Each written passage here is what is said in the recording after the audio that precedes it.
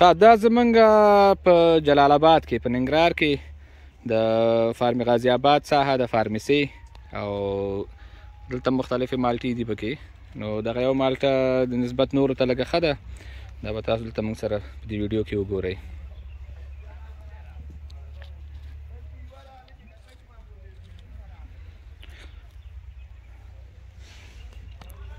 مالټه یې ښه جوسي ښه رنګ لري او ځکه د دې نه مخکې موږ یې مالټه ومخوړله، ځکه دا ویډیو ترې نه اوس وکړه.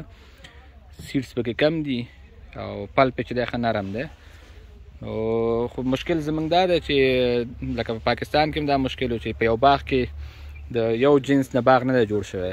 اوس که چېرې دې باغ کې دغه 3-4 بوټي دغه یو شی دي، دلته دا بوټی بیا بدل دی، دا بله مالټه ده. نو دا بیا هغه کیفیت نه لري. همداسې که ټول باغ کې وګرځو نو مختلفې ورایټۍ موږ ته په مخ راځي. نو دلته لکه مخکې مې چې یادونه وکړه چې ځینې پکې ښې مالټې دي خو کمې دي، لکه ټولې ونې بیا په هغې شکل نه دي. یو د ښو مالټو نه دا یوه ده، هم یې حاصلات ښه دي، هم یې رنګ و سایز ښه دی او هم یې د مالټې هغه ذایقه ښه ده. انجینر صاحب دا تاسو ته ماته کړي، تاسو به یې وګورئ منځ یې.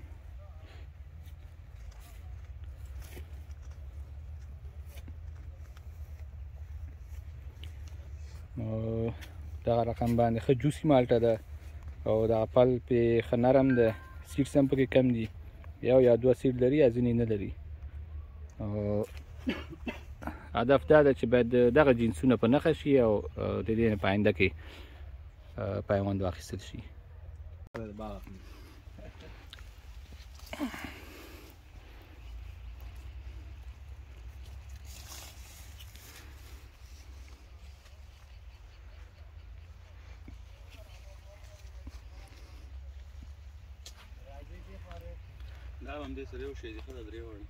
دا چې دا موسمي په نوم باندې موزمبي ده، خو خلک ورته موسمي وایي دلته. نو دا هغه مالټه ده، د دې غاټه نښه دا ده چې د دغه سره دا رنګ لري، د لرې نه ښکاري دا مالټه.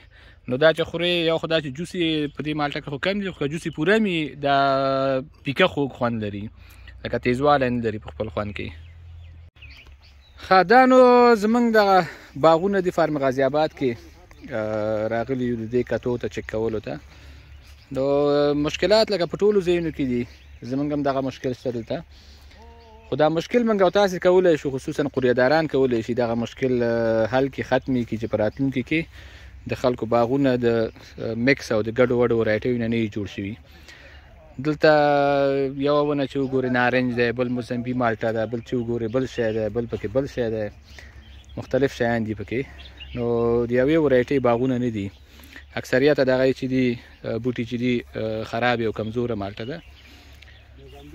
خسک هم پکې راشنه شوي دی، هغه دیز نه درېیم بوټی چې وګورئ خسک دی، هغه مالټه بالکل پکې نشته. ځینې بیا پکې ښې مالټې دي، اوس دا وګورئ انجینر صاحب دا مالټه نیمه کړه، دا اوس بهترینه مالټه ده، خو ټولې دا نشته.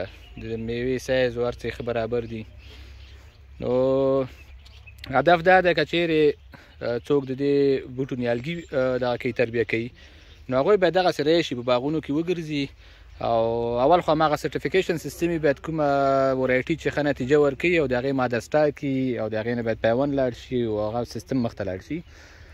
د هغې نه علاوه بله لاره هم دا ده چې د میوې په وخت کې که دا د مالټې ونه وي، که د انارو وي، که د بل هر څه وي، ځکه موږ په هره میوه کې دغه ګډوډي لرو، انارو کې هم دغه شی دی.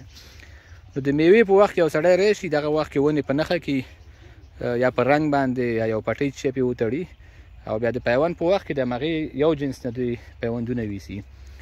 دلته مشکل دا ده چې دغه باغ مثلا د دې یو څوک صفت کوي چې یاره پلانکي ځای کې دغه نمرې ښایسته ونې دي او ښه باغ دی. نو ځکه میوه چې کله ختمیږي د هغې نه وروسته زموږ د پیوند ټایم شروع کېږي. نو یعنې د پیوند په وخت کې په دې ونو کې میوه نه وي، بس بیا دلته چې کله پیوندکاران راشي نو د هرې ونې نه دغه کوي پیوند کوي. مثلا دا ونه ده، دا اوس هېڅ مالټه نه ده، دا یوه. نو دلته تاسو وګورئ نږدې نه زه دا وښیم دا میوه، دا میوه تاسو وګورئ دا دغسې مالټه ده. دا نو چې منځ یې غوڅ کړي وچه کلکوي، نو د دې نه هم خلک دغه وړي پیوندونه وړي، ځکه بس د باغ یو صفت شوی چې پلانکی ښه باغ دی، نو د دې نه هم پیوندونه لاړ شي، د موسمبي نه هم پکې لاړ شي، د نورو غلطو جنسونو دغه هم پکې پیوندونه هم لاړ شي. نو آینده کې چې بل باغ جوړیږي هغه هم دغسې مکس راځي، بیا هم دا شی مختلفې ورایټۍ پکې، ځکه د یو باغ نه مختلف پیوندونه ورته تللي دي. نو دا ډېر د افسوس ځای دی. موږ باید دغه کار د دې نه وروسته لکه ټول باید دې ته کار وکړو، هم باغداران باید په دې باندې پوه شي. زموږ باغداران هم په دې نه پوهېږي، بس چېرته نیالګۍ را په شا کړی او راوړي په باغ کې کښېنوي، دا پوښتنه نه کوي چې دا څه رقم نیالګی دی او څه رقم روزل شوي دي. او زه وګوره په دغه شکل باندې موږ دلته مالټې لرو. نو هدف مې دا و چې آینده کې کوم باغونه جوړیږي هغه باید د یوې ورایټي نه جوړ شي، په باغونو کې هغه ښې ورایټي. نو د هغې طریقه دا ده چې په دې کې باید قوریهدار چې دی زیات کار وکړي، د قوریې نه باید کار شروع شي، ځکه قوریې نه که چېرې نیالګی اصلاح نه شو نو په باغ کې بیا نه اصلاح کېږي. او بل باغونو ته په هغه مقدار چې سرې او دواګانې او د باغ حفظ مراقبت ضرورت یې هغه نه کېږي. ځینې ښې ښې ورایټۍ موږ دلته لرو، ښې ونې هم دي، خو د هغې د جوس پیکوالی او همداسې د پوستکي نریوالی او دا شیان چې مشکل لري، هغه غذایي مواد چې دوی ورته ضرورت لري هغه ورته نه سپلای کېږي. نو په دغه شکل ونې موږ دلته لرو. مطلب ښه او بد هر څه دلته هم شته، زموږ په باغونو کې هم شته، خو دا اصلاح کول غواړي چې آینده کې باید زموږ باغونه اصلاحي.